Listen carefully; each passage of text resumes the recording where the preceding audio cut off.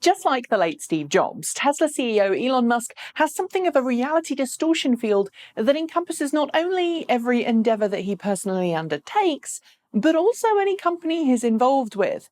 At Apple, Steve Jobs' reality distortion field, unwillingness to take no for an answer, and infamous temper tantrums meant that the company turned itself from a mocked computer company on the verge of extinction to one of the world's most powerful and valuable brands. In the process, an entire army of loyal Apple fans made excuses for the company's mistakes, attacked anyone who dared question the wisdom of the mighty Jobs, and provided enough hype to sustain the brand for a lifetime. At Tesla, Elon Musk's presence has produced a similar result. Tesla launches attract just as much attention as an Apple event. Fans clamour over every piece of new news about a new vehicle or software feature, and anyone who has anything remotely negative, even if it's constructive criticism to say, are shot down in flames, while competitors are openly chastised for not being like Tesla. But here's the thing, while Tesla's loyal followers and fans are certainly responsible for a lot of the success of the company and do a lot in encouraging others to make the switch from internal combustion engines to electric, which, by the way, is something we should applaud, some are also harming the company in the long run by not holding Tesla to the same level of accountability they'd expect from another firm. Take Model 3, for example. While Tesla is thankfully improving its production volumes for Model 3 and far higher numbers of cars are now on the road, there are some really concerning issues surfacing in customers' cars that are scooting under the radar, either intentionally or unintentionally, and that's impacting the impression people have of Model 3 and the brand in the wider world. For a start, it seems panel gap intolerances are just as much of a problem as they were for Model S and Model X. Rattles and squeaks also appear common, something you shouldn't be seeing in any high-end car of any brand. The massive touchscreen center display that also doubles as the car's dashboard seems to have an unusually high failure rate among early adopters and seems to suffer from phantom push problems, resulting in the radio randomly turning itself on or on-screen items being selected on their own.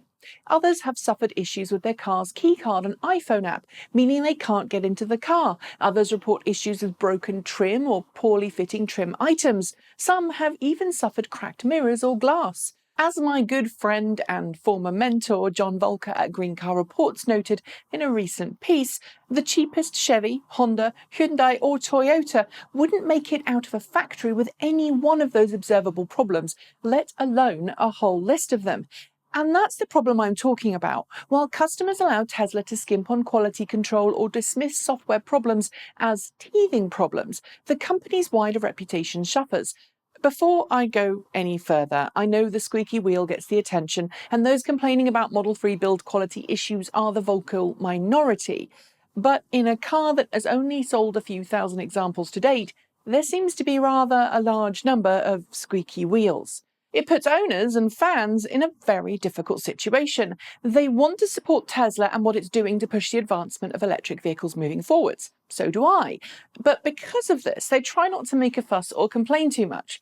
Some feel that outlets like this one are actually unfair to Tesla. Believe me, I will get hate mail from this video, and as such, will publicly downplay or not talk about issues. And this is exactly the kind of mentality I've encountered in the past with Apple and Apple fans. And believe me, I know, because I used to cover Apple products. And in full disclosure, I'm a long-time Apple user. But just as I got frustrated and vocal over issues I suffered when buying a new iMac Pro, we had a major networking issue that resulted in my brand new computer becoming nothing more than an expensive paperweight. It's up to everyone who owns a Tesla to praise when praise is due and kick up a fuss with Tesla when things don't work. In my case, with my computer, I worked with Apple to resolve the problem, although I was tempted to give up on it and get a new machine. But it did pay off because we found a solution. But it also hasn't stopped me warning people not to buy a new iMac Pro yet because the issue hasn't been fixed in software. And in a similar vein, when a Tesla customer has a problem with their car, it's the job of Tesla fans and other Tesla owners to support them, not chastise them. Actually, scrap that. It's the job of every single car owner to openly talk about the issues they've had with their cars, and it's one of the reasons why we here at Transport Evolved make regular videos about our own personal cars. I owe you one in the not too distant future on both our Chevy Bolt EV and Nissan Leaf, and the lovely Kate Walton-Elliott has just filmed one for you about the issues she's been suffering with her BMW i3 Rex. There's nothing wrong with supporting a company, but we need to be honest and open about our experiences with them. Be it a gadget or a car or a service provider, praise when it's due and provide criticism when it's needed. It's apparent that Tesla has some issues and is working hard to solve them, but without creating an environment where people can openly discuss their issues without being shot down or sensationalized, it becomes really difficult to get a proper grip on what's going on. And there is one final niggle about this all, and it's one aimed at Tesla, not its customers. By restricting review access to its cars, Tesla is not helping itself either. That's because if independent outlets like this one can't get a car to review and are forced to drive privately owned vehicles, as many of my colleagues in the industry are, and we will be doing soon, then it does nothing to quell the suspicions that there are unresolved issues with Model 3. Is there a solution moving forward? More openness and perhaps a little less haste to bring products to market, because were the Model 3 from any other automaker, I suspect the support Tesla is getting right now wouldn't exist. Do you agree? Leave your thoughts in the comments below.